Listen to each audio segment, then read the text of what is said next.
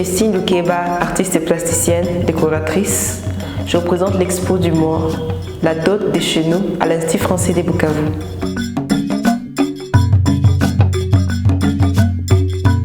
Je vous invite à découvrir ma décoration et installation comme l'art wassa qui consiste à l'accrochage de mes accessoires.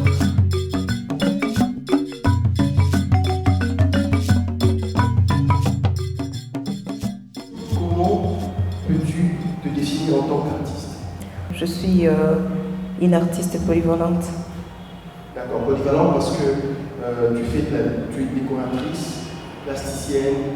En plus de tout. Oui, exactement. D'accord. Donc, on y reviendra. Ah ouais. À partir de quel moment de ta vie, en fait, tu découvres que tu as du talent pour l'art? Pour l'art, je dirais que c'était à l'âge de 15 ans. C'était pas à l'âge de 15 ans que je commençais à mettre en action ce que j'avais en moi. Mais c'est là où je sais que j'avais un don. D'accord. Mais quel est l'élément déclencheur en fait? Donc j'imagine à 15 ans, est-ce que tu t'es réveillé un bon matin et tu as commencé à faire des choses? Qu'est-ce qui s'est passé en fait? La petite histoire en fait. En fait, je ne m'étais pas réveillée un bon matin et commencé à le faire, mais c'est comme si c'était une révélation de Dieu à travers ce qu'il avait mis en moi uniquement. Et c'est à ce point-là que je découvrais que j'étais capable aussi de faire quelque chose par rapport à l'art. C'est là où je pris un crayon et de concevoir et de dessiner ce qui m'était donné par Dieu, je dirais. Quelle est ton originalité en fait? En fait, mon originalité, je le tiens du pagne. Le pagne? Oui, donc en voyant la plupart de mes œuvres, j'ai cette originalité de placer le pagne dessus pour valoriser aussi le pagne en question. Comment le pagne se retrouve dans une peinture, par exemple?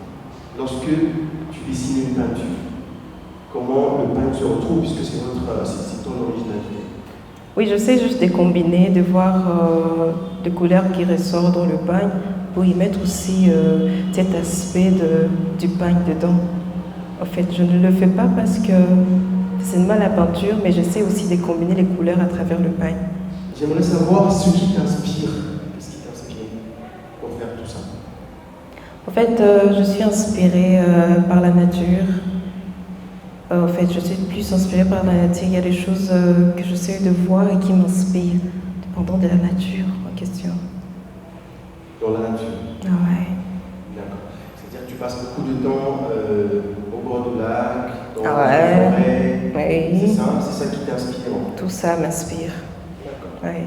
Alors parlons d'inspiration. Pourquoi la dot? Puisque ton exposition s'appelle La dot chez nous. Ouais. Pourquoi la dot? Pourquoi pas le mariage? Pourquoi pas les enfants? Pourquoi pas le ciel? Pourquoi la dot? La dot, parce que j'ai vu que la plupart de mes œuvres coïncidaient avec la décoration intérieure et je me suis dit que par rapport à la dot, je peux aussi mettre en de plus pour montrer qu'il y a moyen de décorer tout en restant dans la même culture, tout en restant dans nos vraies valeurs. C'est pour cela que j'essayais de parler de la dot parce que la dot coïncide avec ce que je fais comme conception.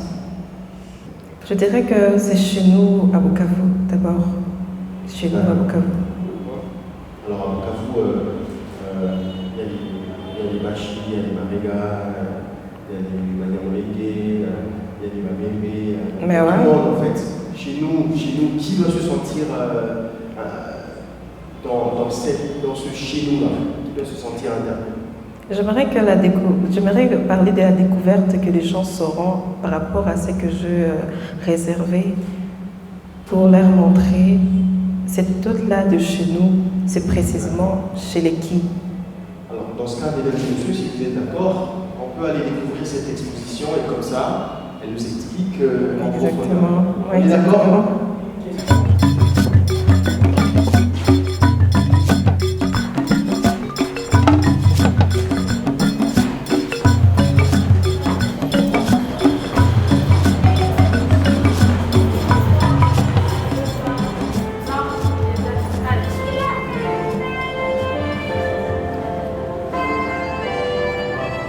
Alors là, nous sommes dans la découverte. Je dû concevoir tout ce que vous voyez là pour vous montrer que, à part ce que je fais comme d'autres chez nous, il y a aussi autre chose qui intervient en dehors de la dot. Mais ici, nous allons commencer. Là, il y avait une question qu'on m'a posée par rapport à la dot chez les quilles en question. Moi, je voulais dire la dot chez les Bashi. Pourquoi? Parce que, premièrement, nous voyons de dot ici à Bukavu, mais les gens ne se réfèrent pas plus à leur culture.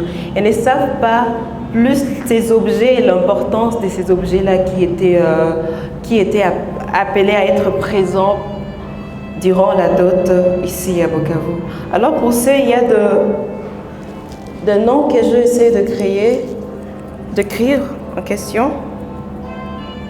Ici, on parle de Muhini. Muhini Amashi, c'est le pilon. Ce qui sert à piler, bon, chez les femmes, je dirais. Mais nous l'appelons kino en swahili. On l'appelle kino en swahili ou mortier en français. Mais les gens ne savent pas réellement le nom, le vrai sens de ces objets-là. Ici, je vois les Mudingo. C'est le malaxeur. Le malaxeur qui va mis au Mwiko, c'est dans ce sens-là. Mais pour ces objets étaient plus intéressés lors de la dot donnée à la femme. Mais aujourd'hui, ce n'est plus donné de la même manière, ça s'est fait en symbole. Avant, on donnait à la femme tous ces objets pour qu'elle en utilise pour ses ménages. Mais aujourd'hui, ce n'est plus le cas, c'est fait par symbole. On peut les donner à la femme, mais elle ne peut pas les utiliser, elle peut soit le garder, parce qu'aujourd'hui, totalement, ils ont oublié la valeur, les symboles qui se faisaient dans la dot. Alors c'est pour ça que je voulais, à travers cette exposition de la dot chez nous, y mettre les objets qui coïncident avec le moment de cérémonie de la dot en question. On sait que j'aimerais parler par rapport à l'ornement qui se trouve de ces côtés. Et c'est ça, pour moi, j'appelle l'arbre à sac. L'arbre à sac, je n'ai pas voulu les accrocher d'une manière plus faite à Bukavu, mais je vais essayer de concevoir une idée qui va montrer réellement que c'est l'arbre à sac, les accrocher et que ça montre que ce sont les fruits en question.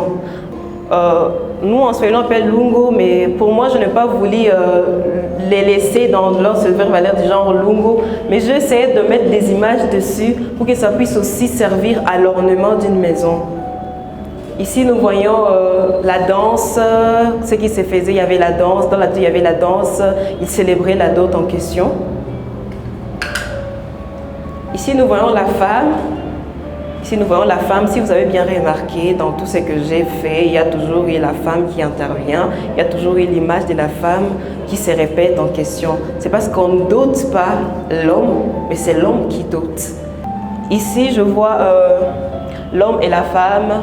Comme je veux parler des lignons, je me dis que comme je parle des lignons, et en plus c'est la dot, ça parle de la dot, ils sont tous vêtus en pagne, ni l'homme, ni la femme. Et ici, je parle du fiançailles, la manière dont l'homme essayait d'aborder la femme. Avant, ça ne se faisait pas comme aujourd'hui. Avant, la femme, quand l'homme venait draguer la femme acceptait directement. Mais aujourd'hui, ce n'est plus le cas. Aujourd'hui, il faudra qu'il y ait beaucoup de cirque, disons, il y aura beaucoup de choses à faire, disons, pour que la femme puisse accepter l'homme. Mais avant, ça ne se faisait pas de la même manière. Aujourd'hui, il y a eu des changements. On passe au tableau.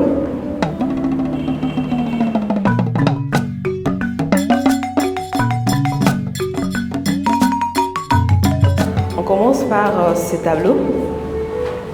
Ce tableau, il y a des titres dessus. La découverte. Pour moi, la découverte, ce n'est pas ce que vous voyez là maintenant directement.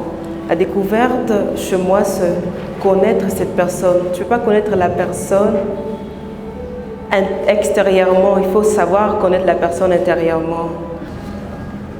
Ce tableau parle plus, il y a le pagne d'abord dessus. Ce tableau parle de la manière dont les femmes s'habillaient lors de la dot. La femme, lors de la dot, elle devrait se préparer, se maquiller, s'habiller en pagne. Plus en pagne parce que c'est une tenue de valeur qu'elle prenait en valeur plus lors de la dot. Je me dis, j'irai à la dot, je dois me vêtir en pagne. C'est pour cela que la femme est vêtue en pagne. Et j'essayais de mettre quelques recyclages de choses qui brillent pour montrer que la femme aussi doit avoir de choses qui brillent pour qu'elle puisse se sentir meilleure et mieux. Derrière là, je parle de la connaissance, en question de la connaissance. Pour moi, la connaissance d'une femme, c'est dans le sens de se cultiver.